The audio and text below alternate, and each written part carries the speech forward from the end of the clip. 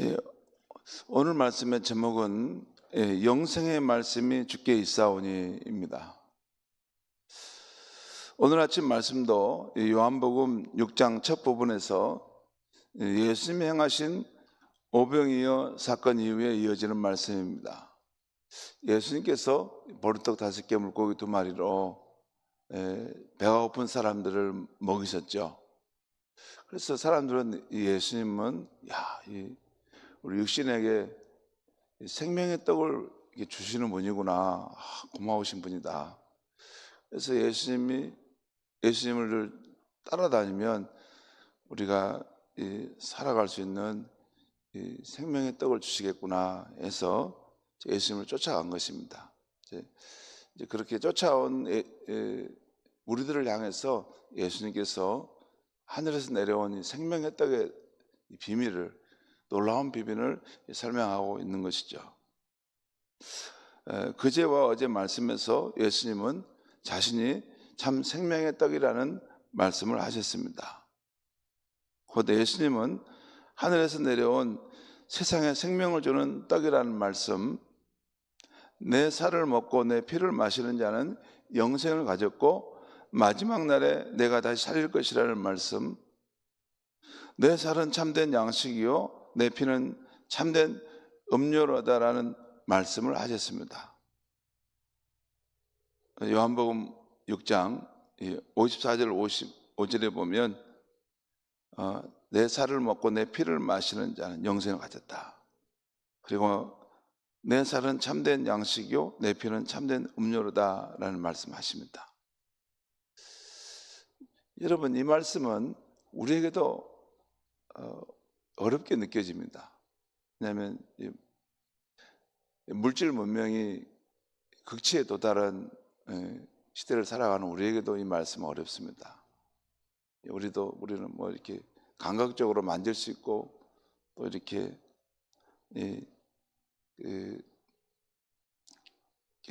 만난 것을 먹어본 것이야지 진짜 참 음료고 참 음식이라고 생각하는 시대를 살아가니까 우리에게도 이 말씀은 좀 어렵습니다. 그런데 이 말씀은 그 당시 사람들에게는 우리보다 더 어려웠습니다. 사실 이 말씀은 그 당시 사람들에게 참 어려웠던 중요한 이유가 있는데, 여기서 예수님이 너희가 내 살을 먹고 내 피를 마셔야 한다고 한 것은 실제 예수님의 살을 막 뜯어먹고 피를 막 이렇게 벌컥 먹고 마시고 그런 뜻이 아닙니다. 예수님이 십자가에서 희생하신 그의 생명을 내 안에 온전히 받아들이는 믿음의 행위를 말합니다. 이건 정확합니다. 이건 엉뚱한 방향으로 해석할 여지가 전혀 없습니다. 예수님의 살을 먹고 예수님의 피를 마신다. 그 당시 로마 시대에 이것을 로마인들이 이걸 오해해가지고 기독교인들은 무슨 식인종 같이 뭘 살을 뜯고 마신가 보다 이렇게 오해해가지고 아주 그냥 낮은 차원으로 이해해서 기독교인들을 핍박했어요. 근데 그건 아닙니다. 예수님이 십자가에서 희생하신 그의 생명, 예수님 피를 흘리시고 또 예수님 그 몸을 찢기셨지 않습니까? 그것의 효과를 내 안에 온전히 받아들이는 믿음의 행위를 말하는 것입니다. 이것을 우리가 성찬식에서 떡과 잔을 나눌 때 이걸 경험하죠. 성찬식에서 떡과 잔을 나눌 때 예수님의 생명을 우리 안에 받아들인다는 믿음을 그걸 우리가 받지 않습니까? 그렇죠? 정말 예수님이 또 살을 먹고 그렇게 너무나 이제 나이브하게 너무나 낮은 수준으로 생각하지 않죠. 다시 말씀드립니다. 예수님이 여기서 말씀하시는 너희가 내 살을 먹고 내 피를 마신다는 것, 또한 내 살은 참된 양식이요 내 피는 참된 음료로다라는 이 말씀은 그냥 현상적으로 보이는 것을 사람을 그런 게 아니고, 예수님 십자가에서 희생하신 그의 생명을 우리가 받아들일 때 그걸 믿음으로 온전히 나의 생명으로 나를 위해 흘리시고 나를 위해 그 생명의 그 살을 주시는 것으로 믿음으로 내가 받아들이는 것입니다. 그런데 그 당시 사람들은 예수님의 십자가의 죽으심을 아직 본 적이 없었기 때문에 이 말씀이 더욱 이해하기 어려웠을 것입니다. 이게 무슨 말씀이야? 아니 뭐 자기 살을 먹고 자기 피를 마셔야 된다네. 그래서 실제 이 앞에 요한복음 6장 52절에 보면 유대인들이 이 말씀을 육적으로 해석해서 이 사람이 어찌 능히 자기 살을 우리에게 주어 먹게 하겠느냐 하고 논쟁이 있었다는 거예요. 그 말 무슨 말인지 이해가시죠? 로마 시대에 있었던 그 로마인들이 기독교인을 오해했던 것 같은 거, 아니 자기 살을 막 뜯어 먹는다 그래. 그렇게 오해했다 그 말이에요. 또 오늘 아침 말씀 60절을 보면 제자 중 여럿이 듣고 말하되 이 말씀은 어렵도다. 누가 알아들을 수 있겠느냐 하며 이해하기 어려워했습니다. 그런데 이 말씀들에 대해 제자들이 수군거리는 것을 아시고 예수님께서 제자들에게 이 말이 너희에게 걸림이 되느냐? 그러면 인자가 이전에 있던 곳으로 올라가는 것을 본다면 어떻게 하겠느냐는 거예요. 여러분 사실 예수님은 하나님이신 분입니다. 그러니까 예수님이 행하시는 일들은 우리 인간의 상상을 초월하는 일들을 하실 수 있는 분이세요. 그래서 예수님 바다 위를 걸어가시지 않습니까? 이 보리떡 5개 물고기도 말이 애들이 갖고 있는 요만한 거 가지고 5천 2만 명이 되는 사람을 다 먹이시고도 또 12방울 남기지 않았습니까? 예수님이 사실 행하시는 것은 하나님이시기 때문에 우리 인간으로서는 기절초풍할 일들을 행하실 수도 있는 분이십니다. 예수님이 말씀하시는 그 십자가의 그 흘리신 피와 그 찢기신 이 몸의 혈액이 누구든지 그것을 먹고 마시는 그것을 받아들이는 사람에게는 그가 참 생명을 얻게 된다라고 말씀하시면 실제 그렇게 이루어질 수 있는 것입니다. 예수님은 현상적인 것뿐만 아니라 보이지 않는 실제도 통치하시고 다스리시는 만왕의 왕이십니다. 그렇지 않습니까? 우리 인간이야, 다시 말씀드립니다. 인간은 참 좁습니다. 한 사람의 인간이 자기 눈앞에 있는 것만 볼 뿐이지 자기 옆에와 뒤를 못 보지 않습니까? 우리 인간의 과학 문명이라는 것도 그렇습니다. 이 광활한 우주 공간에 있어 우리 인간이 아는 것은, 우리 인간이 이 과학 문명이 발달했다고 해도 얼만큼 한다고 하냐면요, 그 유명한 천체 물리학자 칼 세이건이 하는 말에 의하면 코스모스라는 유명한 책을 썼던 분인데, 우리 인류가 지금 이 우주에 대해서 알고 있는 것은 이 광활한 이 태평양 바다를 바라보는데 그 바닷가 해변가에 섰을 때 그 앞에 있는 모래 한두 개를 몇 개 주신 것을 하고 알고 있는 정도라 그 말입니다. 그 바닷속에 들어가 보지도 않았다는 그 광활한 그 세계를 인간은 사실 다 모릅니다. 그런데 예수님은 창조자 하나님이시지 않습니까? 그러니까 예수님은 우리 눈에 보이는 그러한 것뿐만 아니라 보이지 않는 그런 세계의 어떤 실제에 대해서도 예수님은 다 알고 계시고 또 효과를 나타낼 수 있는 분이신 것입니다. 그리고 십자가의 내가 흘린 그 피의 능력, 그 보혈의 능력을 믿고 받아들인 사람은 누구든지 내게로부터 영원한 생명을 받은 것이다 라고 말씀하시면 실제 그렇게 이루어지게 되는 줄 믿습니다. 사람이라면 뭐 그 말에 아무 의미가 없겠죠.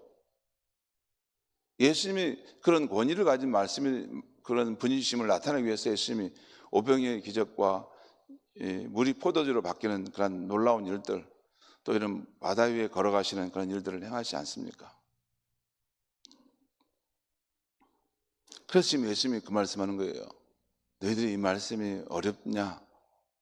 만약에 내가 이전에 있던 천상으로 올라가서 그 보좌의 영광을 취할 때, 그렇다면 너희가 어떻게 그것을 감당할 수 있겠느냐? 그 말씀이죠. 다시 말씀드립니다. 우리 예수님은 사람의 몸을 입고 오셨지만 태초부터 계신 하나님과 함께 하셨던 분이시고 그 만물이 그로 말미암아 지은 바 되게 하신 그분이십니다. 그분이 육신을 입고 우리 가운데 오신 것입니다. 왜 이 인류 가운데 그 수없이 많은 사람들이 2000년 동안 그 예수님의 복음의 말씀을 믿었던 것입니까? 그분은 참으로 하나님으로서 우리 인류를 구원하실 수 있는 그런 분이시기 때문에 그 안에서 사람들은 희망을 보고 예수를 믿고 따른 것입니다. 지금 예수님이 그 말씀이에요. 인자가 있던 곳으로 올라가서 그 영광을 취한다면 너희들이 도대체 어찌할 것이냐 하는 거예요. 그리고 63절에서 살리는 것이 영이니 육은 무익하니라. 내가 너에게 이런 말이 영이요 생명이다. 이 말씀도 참 어렵습니다. 이 말씀도 참 설명하기가 쉽지 않은데, 쉽게 말하면 살리는 것은 공동번역 세번역에는 생명을 주는 것은 영이다. 그리고 육은 무익하니라. 여러분, 제가 자주 그런 말씀 드렸죠. 요한복음에는 생명을 말할 때 조회라는 말, 영적 생명이라는 말씀 드렸죠. 그리고 이 영적 생명과 비교되는 것이 육적 생명이라고 말씀드렸어요. 여러분, 우리는 지금 육적 생명을 가지고 있습니다. 그래서 이게 사람들이 가지고 있는 몸이에요. 이 육적 생명은 무언가를 먹고 마셔야만이 이렇게 생존할 수 있고, 이게 때가 되면 이것이 쇠락하고 병들고 소멸돼 가는 거잖아요. 그런데 하나님의 생명, 그리고 예수님께서 우리에게 오신 이 생명은 이 영적 생명, 조회인데, 이 생명은 죽지 아니하고 죽어도 살고 영원히 사는 생명입니다. 이 영적 생명은 하나님과 영적인 교제를 이 땅에서부터 할 수 있을 뿐만 아니라 또한 죽어도 사는 영원한 생명이라는 거예요. 사실 우리 크리스천들은 이 육적 생명에다가 영적 생명을 받아서 사는 사람이라고 할 수 있어요. 그러니까 우리 육적 생명이 소멸돼도 우리 안에 있는 거듭난 생명, 영적 생명은 죽지 않고 다시 부활하게 된다는 것이 우리의 소망인 줄 믿습니다. 우리에게는 두 생명이 있어요. 우리는 육적 생명도 있지만 영적 생명도 있어요. 근데 아직 거듭나지 않은 생명은 육적 생명을 가지고 있을 뿐이에요. 이것이 육신이 쇠락하고 병들고 죽으면 그것이 한 줌의 흙으로 가는 거죠. 근데 우리 거듭난 생명, 예수를 믿는 거듭난 생명은 우리의 육적 생명이 소멸되더라도 우리가 죽지 않는 영원히 사는 생명이 있기 때문에 죽어도 다시 부활하고 또 영원히 하나님과 함께 살게 될 줄 믿습니다. 지금 여기서 생명을 주는 것은 이 영이다, 이 영적인 것이다. 이 육적인 것은, 육적인 생명은 무익하 소멸돼 가는 것이라는 거죠. 내가 너에게 이런 말은 영이고 생명이다. 자, 이런 말씀들이 그 당시 제자들에게는 참 어려웠던 것 같습니다. 그래서 예수님은 다시 한번 내 아버지께서 오게 하여 주지 아니하시면 누구든지 내게 올 수 없느니라. 사실 여러분요, 가만히 이제 어떻게 예수님을 하나님의 아들로 내게 생명을 주신 분으로 내가 믿게 되었지? 이것을 과거를 복귀해 보면, 바둑을 복귀하듯이 복귀해 보면 참 신비롭습니다. 이게 쉽게 믿을 수 있는 것이 아니에요. 근데 우리가 그 믿음을 갖고 지금 예수님을 따르고 있지 않습니까? 여러분, 안 신기하십니까? 저는 가끔 제가 청년 때 진짜 질풍노도와 같이 하나님이 믿어지지 않아서 미친 듯이 방황했던 그런 날들이 있었는데, 정말 부르짖고 구하는 가운데 하나님 정말 살아계시면 나를 좀 만나달라고 하는 과정 속에 하나님께서 복음의 말씀을 깨닫게 하시고 그 세계로 들어오게 하셨는데, 그리고 이제 그 예수를 믿는 그런 신앙의 세계가 참 어떻게 이루어졌는가, 이게 하나님이 택하시고 또 이끄시지 않으시면 내가 그 과정에 들어올 수 없겠구나, 그 생각을 하게 됩니다. 예수님이 지금 그 말씀한 거예요. 내 아버지께서 오게 하지 주지 않으면 누구든지 내게 올 수 없다. 여러분, 잠깐 한 가지 오해하시면 안 됩니다. 우리가 세례를 베풀고 우리가 믿음이 있다고 해서 뭘 주지 않습니까? 그러죠? 그럼 그 사람이 진짜 완벽하게 구원을 받았을까요?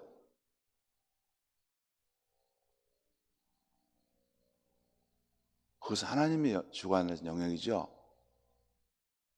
하나님의 기관으로서 우리가 그 역할을 하지만 한 사람 한 사람의 영혼이 거듭나고 구원받은 것은 하나님만이 아십니다. 그러니까 궁극적으로 아버지께서, 하나님께서 그 사람의 영혼을 구원을 하셔야만이 그 사람이 구원받는 것입니다. 그러니까 이 구원의 문제는 사실 우리 생각에는 쉽게 그냥 이렇게 교회 명부를 올리고 세례를 주면 다 된다. 그래서 믿음이 있으니까 우리가 그렇게 주는 것이지만 마지막 끝에 갔을 때 그 사람이 구원받는 믿음으로 가지고 있었느냐 하는 것은 하나님께서 판단하실 문제입니다. 그러니까 항상 우리가 두렵고 떨림으로 그 구원의 길을 가는 것입니다. 아무튼 아버지께서 내게 오게 하지 아니하시면 누구든지 내게 올 수 없다. 예수님 갈 수 없다는 거죠. 그리고 그때부터 그의 제자들 중에 많은 사람이 떠나가고 다시 예수님과 함께 다니지 아니하셨다고 오늘 말씀은 기록하고 있습니다. 그 다음에 우리 67절에서 69절 말씀을 제가 읽겠습니다. 67절 69절. 예수께서 12 제자에게 이르시되 너희도 가려느냐? 시몬 베드로가 대답하되 주여 영생의 말씀이 주께 있사오니 우리가 누구에게로 가오리까?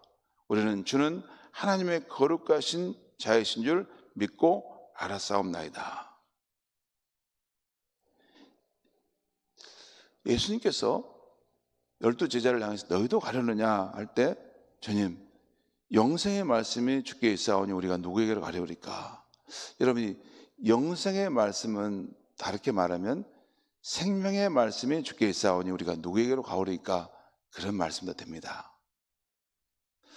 오늘 베드로가 예수님께 했던 말인 주여 영생의 말씀이 주께 있사오니 우리가 누구에게 가오리까? 저는 하나님이 보내신 거룩한 자이신 줄 우리가 믿고 알았습니다 라는 이 말씀은 참으로 놀라운 신앙 고백입니다. 그리고 우리 또한 이 놀라운 고백을 하고 예수 그리스도를 따르고 있죠. 성도 여러분, 태초부터 계셨고 2000년 전에 육신을 입고 우리 가운데 오셔서 사셨던 예수님, 골고다 십자가에서 속죄의 죽음을 이루시고 부활하신 예수님, 지금도 살아계셔서 성령님으로 우리 가운데 계신 예수님, 그 예수님은 오늘 저와 여러분에게도 영생의 말씀이 되신 줄 믿습니다. 생명의 말씀이 되신 줄 믿습니다. 그래서 과거에 허물과 죄로 죽었던 저와 여러분을 살리시는 생명의 말씀이시고 현재의 힘과 용기와 소망을 주셔서 살게 하시는 생명의 말씀이십니다. 그리고 앞으로도 미래에도 우리의 육신이 더욱 쇠락해가고 세상 소망이 사라질 때에도 저와 여러분을 더욱 살리실 참 생명의 말씀인 줄 믿습니다. 오늘도 우리의 참 생명의 포도나무가 되시는 예수님 안에서 성령으로 거하시고 그 생명의 힘을 공급받아 세상에서 승리하시고 늘 푸르른 삶을 살아가시는 저와 여러분이 되시기를 바랍니다.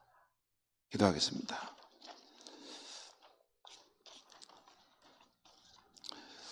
예수님, 오늘 제자 베드로를 통해서 너희도 가려느냐?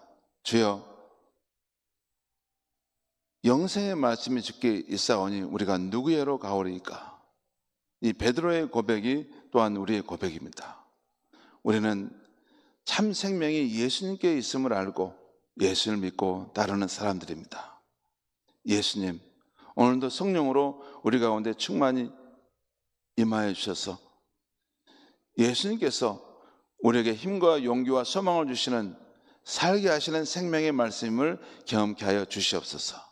그리고 우리의 육신이 쇠락하고 우리의 소망이 사라질지라도 예수님 안에는 우리를 살리시는 참 소망과 생명이 있음을 알고 오늘도 참 포도나무이신 예수님께 우리가 생명의 깊은 연합을 이루어서 예수님으로부터 오는 그러한 힘과 능력과 사랑과 지혜와 그 선한 영향력을 힘입어서 우리 자신이 어떤 형편에 있든지 주님 늘 푸르르고 믿음의 삶을 살아감으로 승리하는 날이 될 수 있도록 성령님 우리 가운데 역사하시고 우리를 붙들어 주시옵소서. 예수님의 이름으로 기도하옵나이다. 아멘.